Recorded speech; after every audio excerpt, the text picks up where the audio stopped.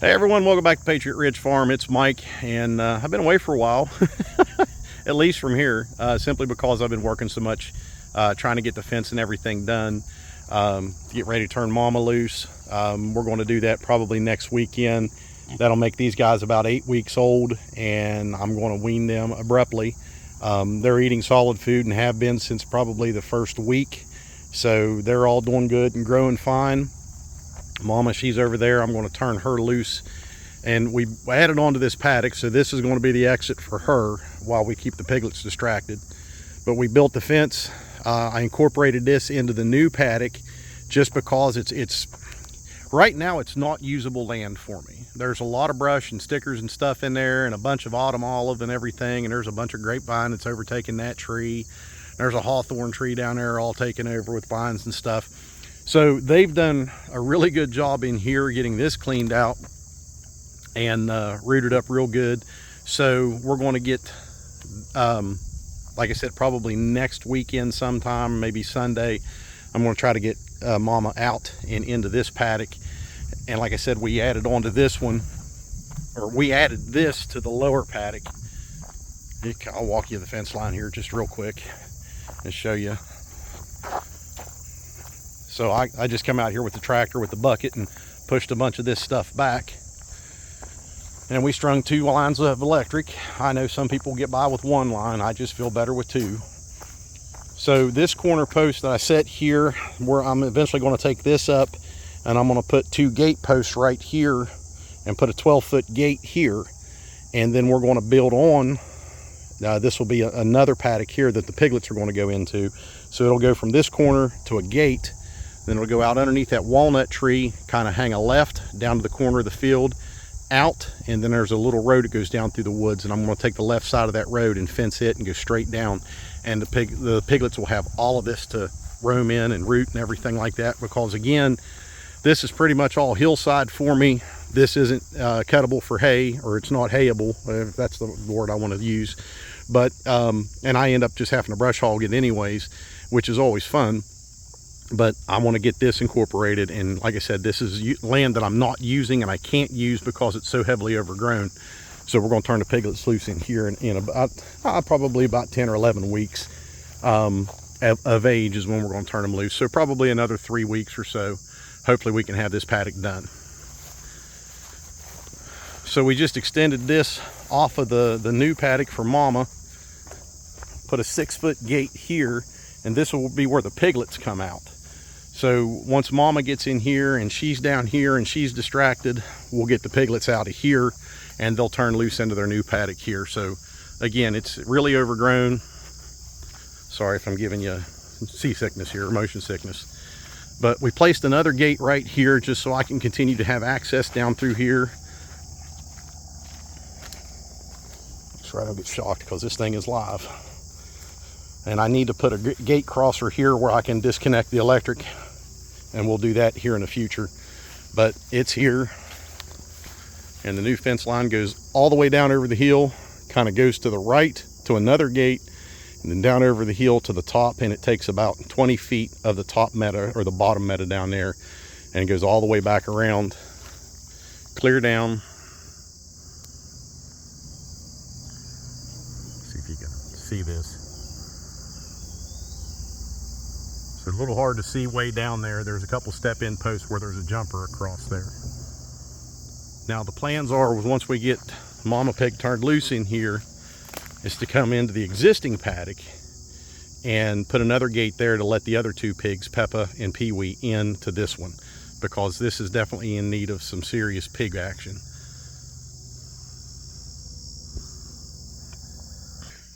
Now, weather and just life in general has really played a toll in taking us this long to get this kind of stuff done. We truly got this paddock reopened. We had to go through and raise the fence up, the electric fence, and we had to go through and I had to weed eat the entire fence line, get it all cleared out and opened up, and then we reset all the electric line and everything like that. And we set several posts, including another big gate down over the hill. I think it's a 10-footer, and we concreted all the posts in, so they're not going anywhere. And I'll cut these off eventually because they are tall. So add into the mix all the normal stressors of life and everything like that, and work, and just trying to get caught up on stuff. And of course, it's canning season, has been for several weeks, and the wife has been busy trying to get all of that stuff done. A lot of sauce, a lot of tomato sauce, a lot of salsa, stuffed hot peppers and stuff like that we're just preserving. And so she's been busy. I mean, every evening as soon as she gets off work, she's right at it. Of course, the storms that we've had have dumped at least an inch or more rain at any given time that it's rained, and it's washed our driveway out. So 3 times in probably the last 10 days, I've had to take a couple wires, take the tractor down there with the box blade and regrade the entire driveway all the way up from the main road, and try to get that resolved. I worked on the ditch down there yesterday near the bottom to get it to where, as the water comes down the driveway, of course there is a ditch there, but flat surfaces or open surfaces are going to have water run off anyways. So I opened up a portion of the side of the driveway, dug it back, so as the water comes down the hill, it'll hopefully divert into that ditch and keep from washing out and washing everything down the driveway. Daddy Pig being lazy, like he always is. You awake? Huh? You awake? Want to say hi to everybody? Huh? You gonna give me a squeaker? Huh? You gonna give me a squeak? Huh? What are you doing, big guy? Huh?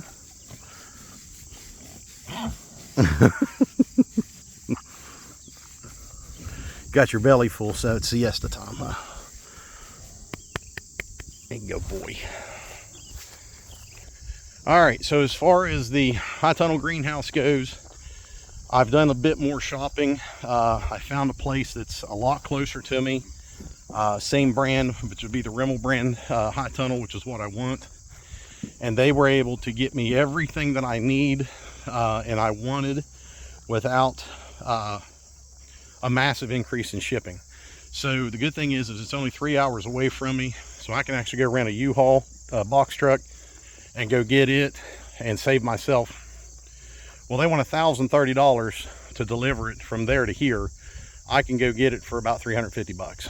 So I'm going to save myself that much money, and I haven't ordered it yet. It's going to have the solid end walls, so it'll have the metal frame walls on each end with 2 sliding doors and solid polycarbonate walls. Double wrap plastic that will be inflated, and that helps increase insulation and everything for it. All right, so after several years, I finally have a tractor big enough to run this. This is a rear mounted brush mower. It's made by Motrim. I've actually had it for a few years. When I bought it, I was assured that my little John Deere would run it. Turns out this thing weighs exactly as much as my John Deere. So in West Virginia, I am not about to put that thing on the back of my little John Deere. This is 50 gallons of hydraulic fluid right here alone. This thing weighs 3,000 pounds. I was not going to put it. It's got a 14-foot reach. This is what you see like the Department of Highways using, kind of along those lines, because there's such heavy brush and stuff, and I need to do a lot of clearing, especially along my meadows and my roads out across my farm. So I bought this several years ago, and it's actually just kind of set in my building here until I got the new tractor that's big enough to run it. And I've already tried it out just as a dry run, and it done great. It done really good. So I'm looking forward to spending some good quality tractor time and really getting this place cleaned up, especially through the fall and everything when the vegetation's off, the green's off, and I can see a little better. But man, this thing is awesome. It's awesome. I had a friend of mine, this thing has a control module to it. So the blade itself runs off the PTO of the tractor. So the 50 gallons of hydraulic fluid that's in that tank, this PTO runs that, and it will run the blades on this thing. And these are heavy blades. I mean, they're short, but my goodness, they're heavy. So it runs the blades. Then the machine itself, the control handles plug into the rear hydraulics. And I had a buddy of mine make me this mount, and he looked at it and he said, I got some scrap metal. He said, we can make it. So he actually made me this mount, and it's got 4 control handles here, and I don't have to lean or get way out of proportion on a seat to operate it. So it's just a matter of getting used to it, because remembering what each stick does. But he done a really good job mounting, and even painted it for me. What a buddy. But he took care of that.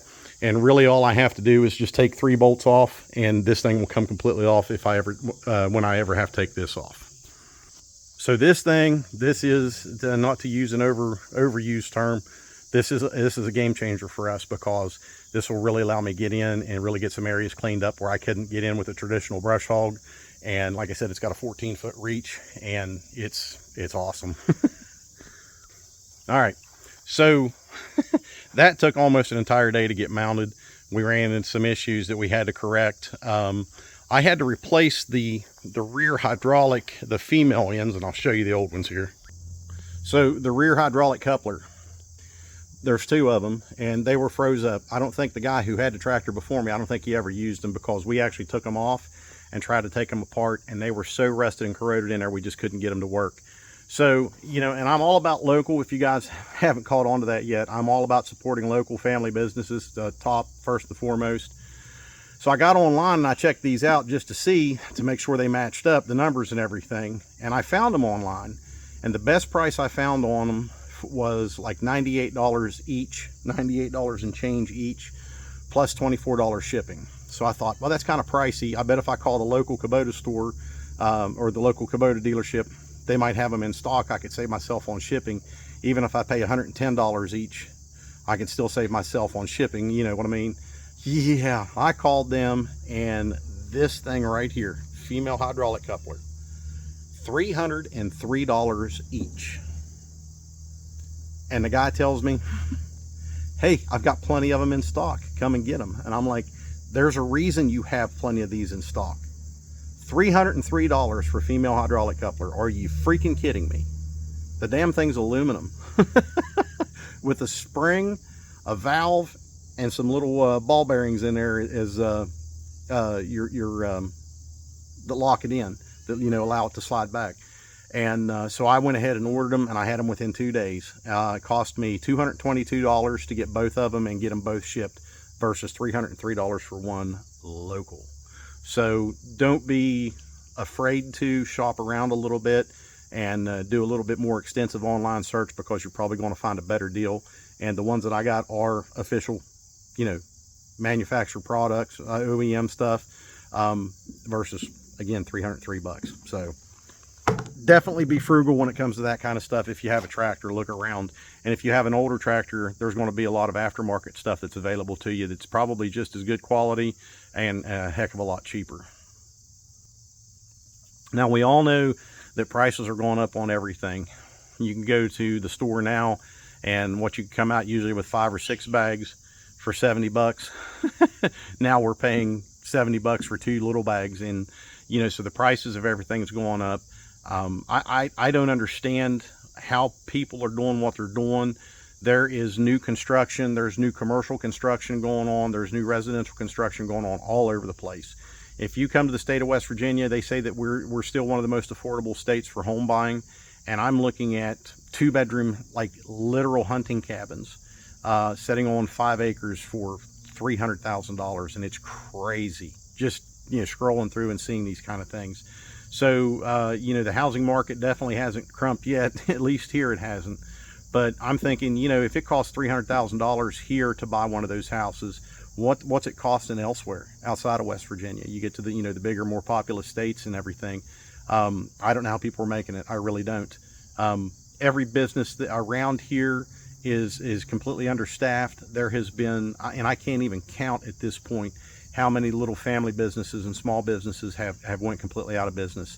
And everybody's selling everything at auction. So most of the stuff that you would typically think would go through like a realtor or commercial realtor company, they're selling at auction because they're getting cash buyers, and a lot of this tends to be, you know, foreign investors and stuff like that coming in and buying this property up, which, you know, nobody really likes. And not to try to sound like somebody who's, you know, a complete total nationalist, but, you know, I really think there should be some restrictions on some of these foreign nations and these foreign people coming in and buying up, you know, good, you know, good or land with good potential, and just setting on it, not doing anything with it. So, you know, I think the prices could be a little bit better, but of course I'm not in control of it. And we're not immune to anything around here. I'm sure you guys, if you've watched anything, any kind of documentaries on drugs, You know, Appalachia has been really hit by it, bad by it. You know, it's so widespread here, it's just ridiculous. And I think I said in the last video that, you know, just the amount of destitute and drug addicted people out on the streets and everything like that, and just filling the city streets, filling up the city centers and everything. It's crazy. It's just absolutely ridiculous. And the people you see walking down the roads, you know, with backpacks on or pushing a bicycle and stuff like that, and you just know these poor folks are addicted, and you know, they probably don't have anywhere to live. But it's so widespread, and it's terrible to see this kind of stuff. And I think that continues to drive my motivation to do what we're doing. I mean, I've had a slump there for about a week or so where I just really questioned what I was doing. You know, do I want to continue to do this? Do I want to continue to just bust my ass from, you know, the time I get off work at 4 o'clock until after dark, you know, using a flashlight if I have to get stuff done. And of course, every time I try to get started on a project, I realize I either A, can't find what I need, or B, I have to run to the daggone store, so that takes more time away from it. So, you know, like I said, stress level's been really high, just trying to meet my own, probably a lot of unrealistic timelines and stuff to get stuff done. Hopefully, in the next couple weeks, I will order the greenhouse, and the plan is to try to get it done before the snow flies. If you look at Farmer's Almanac, we're all looking at a pretty good winter here this year. I'm not going to say a bad winter because I was alive during the blizzard of 77, so I remember that vividly. And I was a paramedic during the blizzard of 93. And then I think it was 2002, 2003, we had another one. But, you know, I've been alive through the big heavy snows and stuff like that when we actually truly had winters. But so I'm not really too worried about the winter coming, you know, and actually having snow, because, well, that's what's supposed to happen during winter. And we all know that, you know, good hard freezes and good snowfall and spending time, you know, having snow on the ground for extended periods of time is great, not only for the vegetation and the native species, but it's also good for the grass and the soil and everything like that, because it allows it to go and stay dormant rather than get, you know, 30 degrees one night and 70 degrees the next day, and then 25 degrees the next night, and then, you know, 65 the next day. It doesn't get a good solid freeze and let things go dormant like they should. And I can tell you, our apple trees this year, our apples and pear trees, are really producing good this year, even though we had nothing that even resembled a winter last year. Well, you know, earlier this season. But, you know, really got a good production of apples this year, and I know it's usually hit and miss with that, but, you know, so we'll see. Hopefully we get a good winter and things do play out, and, you know, we get some good mast next year.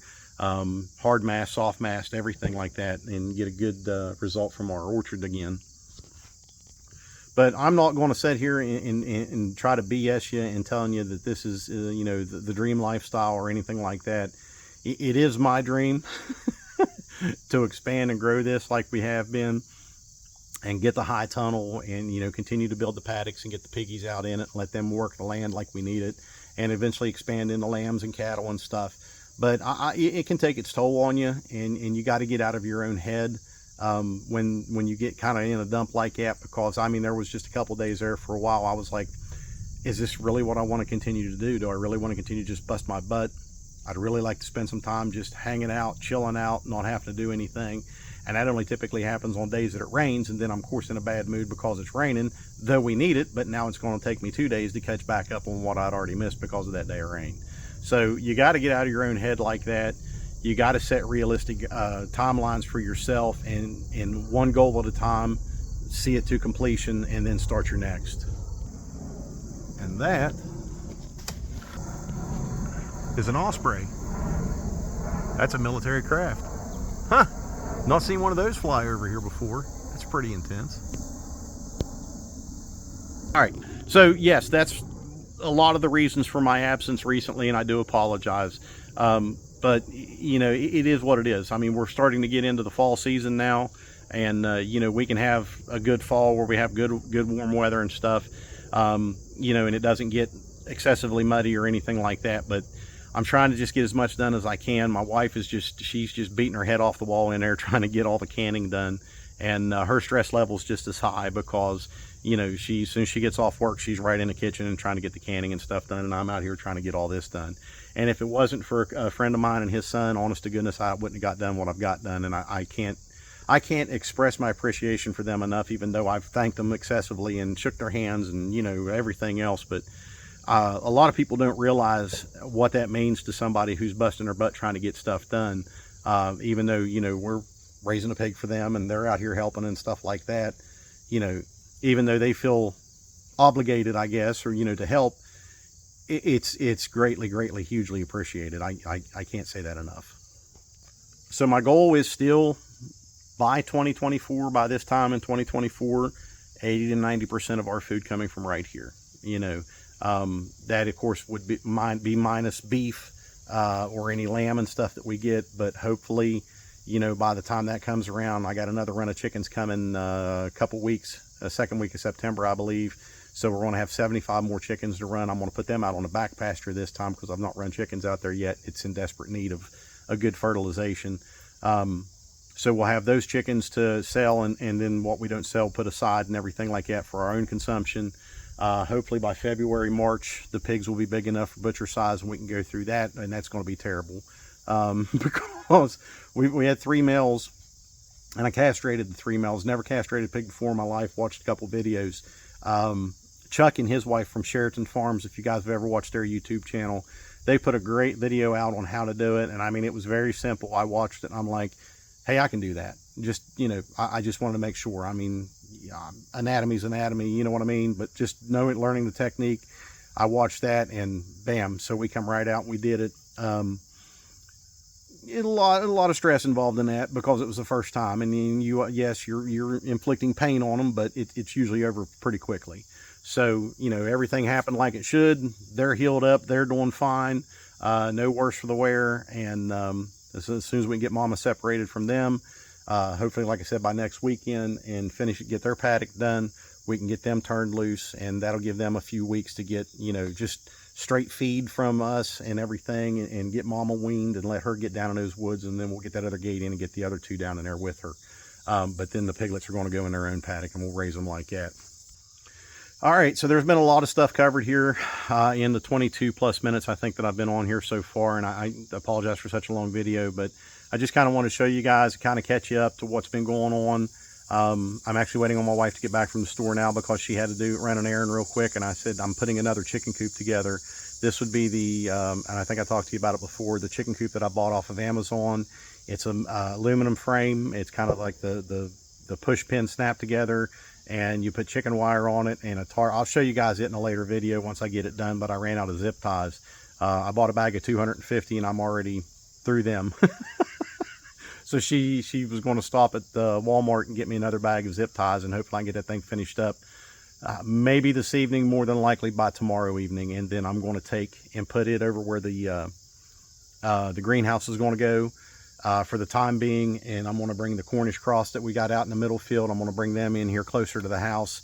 That way I've got water there. They're right here by the house. I don't have to keep running back and forth and moving them and then resetting fence all the time. And it is a bigger coop, so I can leave them on place for about 3 days and then move it, and then leave them on place for about 3 days and move it. And that gives them just more area and everything. And of course, the manure is good for the ground right there where we're going to have the greenhouse later on anyways. But I'll stop rambling. Anyways, again, I apologize for my absence, but hey, man, you got to do what you got to do here. So anyways, as always, stay free, get and stay prepared, and God bless y'all.